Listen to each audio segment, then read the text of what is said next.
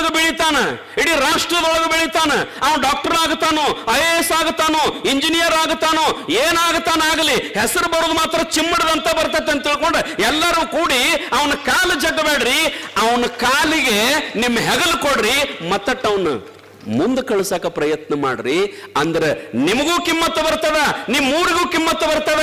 ಅವ ಸಾಯುತಕ ನಿಮ್ಮನ್ನ ನೆನೆಸ್ತಾನ, ಇಂಥವ್ರು ನನಗ ಸಹಾಯ ಮಾಡಿದ್ರ ನನ್ನ ಕಾಲದೊಳಗ ಅಂತ ತಿಳ್ಕೊಂಡು, ನನಗ ಇಂಥವ್ರು ಸಹಾಯ ಮಾಡಿದ್ರಂತ ನಿಮ್ಮನ್ನ ನೆನೆಸ್ತಾನ.